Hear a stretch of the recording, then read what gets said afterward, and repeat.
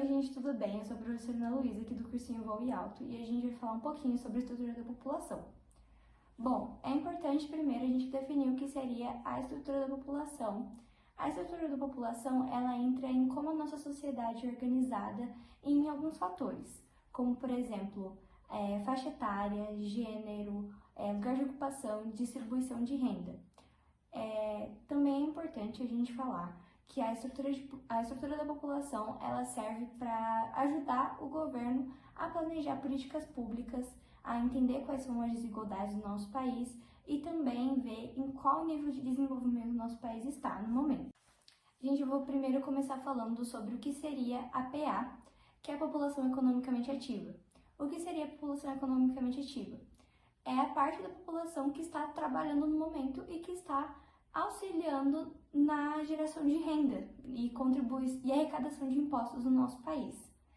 Essa população, ela compreende as pessoas que estão entre 15 a 60 e poucos anos, que seria mais ou menos a idade de aposentadoria, e essas pessoas, elas compreendem autônomos, pessoas de carteira assinada, que seriam os trabalhadores formais, também tem os trabalhadores informais e os desempregados, por mais que eles não estejam trabalhando no momento.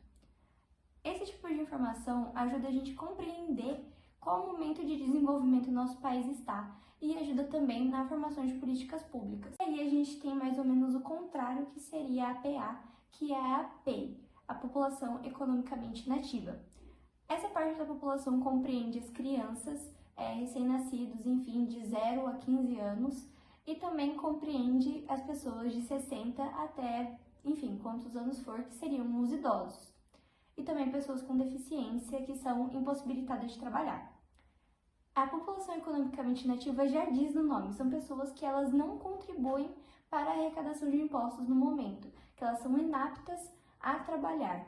Então, enfim, essa mesma caracterização serve para a mesma questão da PA, que ela serve também para a gente entender em qual momento de desenvolvimento do nosso país está, o que a gente precisa melhorar, como que está o nosso mercado de trabalho. Uma coisa que a gente também vê muito nos vestibulares é a questão dos termos populoso e povoado. O termo populoso, ele compreende a questão da quantidade de pessoas que tem dentro de um território. Eu vou dar um exemplo aqui para que vocês consigam entender melhor. Essa questão, por exemplo, a gente diz que o Brasil é mais populoso do que um país com 1 milhão de habitantes, porque o Brasil tem 200 milhões de habitantes, arredondando. Então, seria basicamente isso, seria a quantidade de habitantes que tem dentro de um país. E o povoado seria a questão de pessoas que moram por metro quadrado. Então, a gente tem uma continha para a gente saber como a densidade demográfica. Então, a questão do povoado, ela entra na questão de densidade demográfica, que é os habitantes por quilômetro quadrado, que a gente fala. Então, é muito importante você saber as diferenças, porque isso cai bastante em provas e em vestibulares. Eu também vou falar um pouquinho agora sobre a questão das características da população brasileira. Uma das características é a questão da distribuição no espaço que a gente tem. A gente tem a população rural e a gente também tem a população urbana.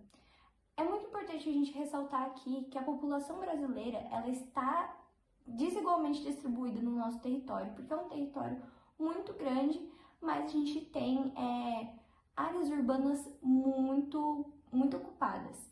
Então, ela está dividida desigualmente entre o território, fazendo com que em algumas áreas seja muito povoado, mas em outras áreas tenha praticamente ninguém morando lá.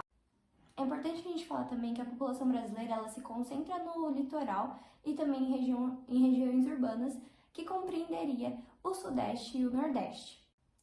Vale muito ressaltar que nos últimos anos a população brasileira tem sofrido uma interiorização, que seria um resultado da intensa urbanização que teve e nessa intensa aglomeração de pessoas em espaços urbanos. Então as pessoas elas têm buscado sair das cidades e ir para o meio rural novamente, que a gente chama de êxodo urbano, né? Que seria o contrário do êxodo rural. Outra parte muito importante que a gente precisa falar é a questão da distribuição de renda no Brasil. O Brasil é um país que tem uma distribuição de renda muito desigual, igualmente a questão de ocupação, mas o nosso país ele tem políticas públicas que tentam amenizar essa desigualdade. Também é importante falar que a renda média ela varia de acordo com a região do Brasil, que é um pouquinho atrelado à questão que eu já tinha falado antes sobre a distribuição da ocupação das pessoas no nosso país. Então, a gente falar que no Sudeste e no Nordeste, que tem mais pessoas, que é uma parte mais urbanizada, tem uma concentração de renda maior do que no Norte ou na região Centro-Oeste, por exemplo. Ao contrário de alguns países que a gente vê ao redor do globo e que não é muito mostrado, o Brasil tem sim políticas que tentam amenizar essa desigualdade econômica que a gente tem devido a essa mesma questão do mercado de trabalho e também da ocupação desigual que tem no nosso território. Dentre as políticas públicas, a gente pode citar o Bolsa Família e o Auxílio Brasil.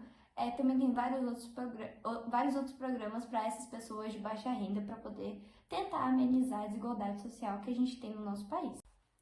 Bom, agora a gente vai falar um pouquinho sobre os indicadores sociais. O que seriam os indicadores sociais? Eles são uma forma da gente analisar como que está a vida da população. Compreende questões de educação, a segurança, renda, em que situação de trabalho você está. Então, os indicadores sociais eles são muito importantes para a formação de políticas públicas. Primeiro, a gente pode falar sobre o IDH, que ele foi criado pela ONU e o significado dessa sigla é Índice de Desenvolvimento Humano. Para você compreender o IDH, ele é medido através da educação, expectativa de vida e renda média. Então, é muito importante a gente saber qual que é o IDH do nosso país e da nossa região para saber se é uma região boa de morar, se a educação está bem, se o sistema de saúde está bem, se a segurança ela precisa de algum ponto para melhorar. Então, a gente fala que um IDH baixo, ele compreende abaixo de 0,5, então um IDH baixo. Essa escala ela vai de 0 a 1, tá? A gente fala que é um IDH médio quando ele compreende de 0,5 a 0,7 e quando é um IDH alto é de 0,7 a 0,8. E quando ele é um IDH muito alto, ou seja, um IDH muito bom, ele é acima de 0,8. Então, o Brasil, hoje em dia, ele possui um IDH médio a alto, então ele está ali entre 0,7 e 0, tá um pouquinho acima do 0,7, tá, gente?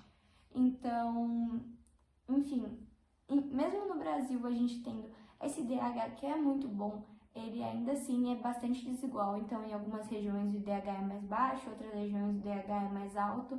Então, é uma coisa que a gente precisa estar melhorando, né? O Brasil, a gente consegue compreender através disso que o Brasil é muito desigual em vários fatores. Outra taxa muito importante é a taxa de analfabetismo, que compreende as pessoas que não sabem ler nem escrever. No Brasil, as regiões que têm a taxa de analfabetismo mais alta é no Norte e no Nordeste.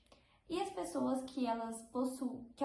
Outra taxa muito importante é a expectativa de vida, que a expectativa de vida no nosso país hoje em dia é de 75 anos, mais ou menos, e ela serve para a gente poder analisar como que está o sistema de saúde na região.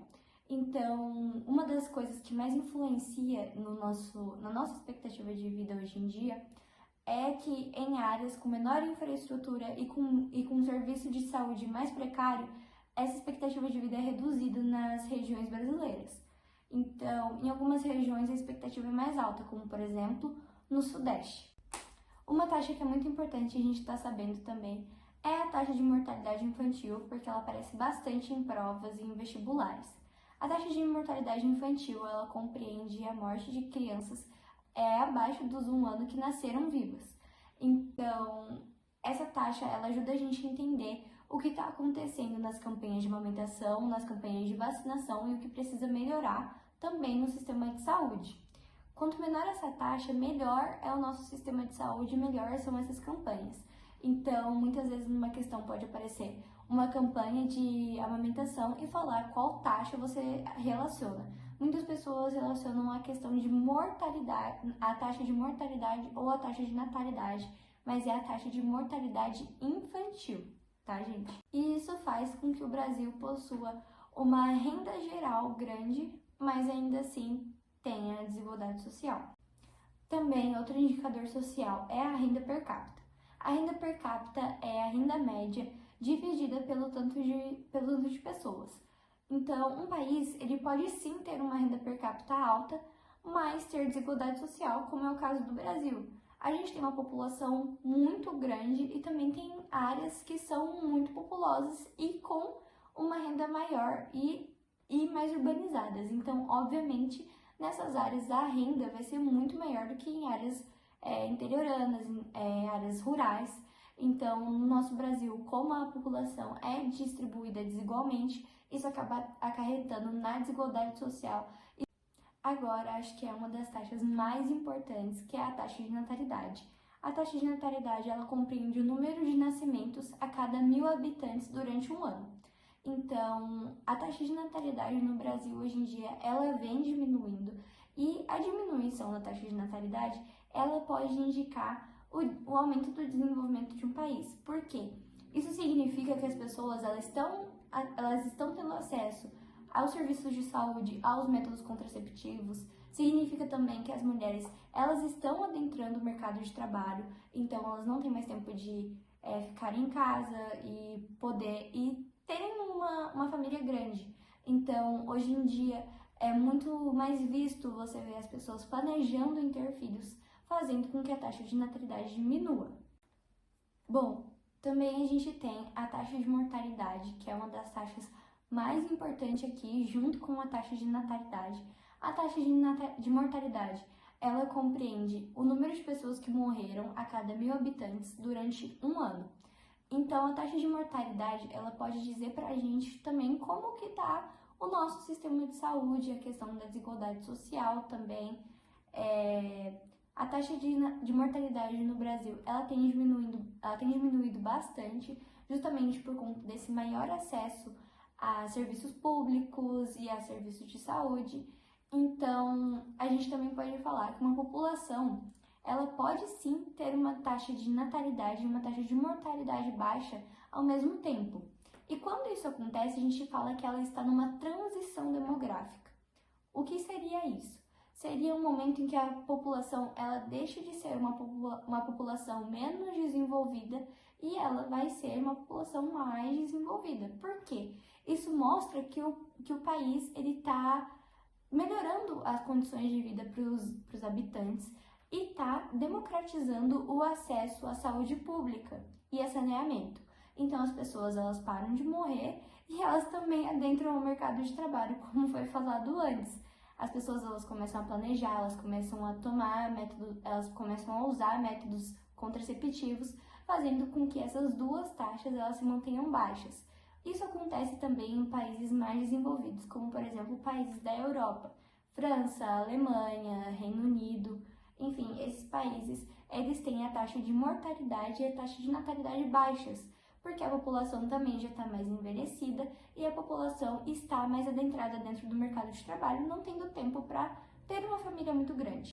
Então, gente, em resumo aqui da nossa aula, eu tenho que falar aqui para vocês que é muito, muito, muito importante, é essencial que vocês absorvam a questão dos indicadores sociais, porque eles ajudam bastante em questões de gráfico, eles dizem bastante sobre uma pirâmide etária e sobre como está a situação de um país.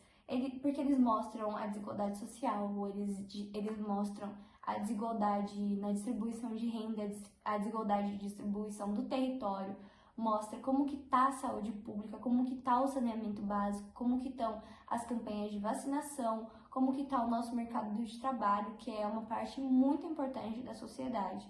Então, fiquem muito atentos aos indicadores sociais. A gente viu sobre a população ser organizada entre a APA e a PE, que é a população economicamente ativa, e a população economicamente inativa. A gente viu também sobre os indicadores sociais, sobre como eles são importantes para o planejamento de políticas públicas. E a gente viu também como que a APA e a PE se distribui pelo Brasil. Então, gente, eu espero que a aula tenha sido boa, que vocês tenham conseguido aprender alguma coisa e muita boa sorte nas provas.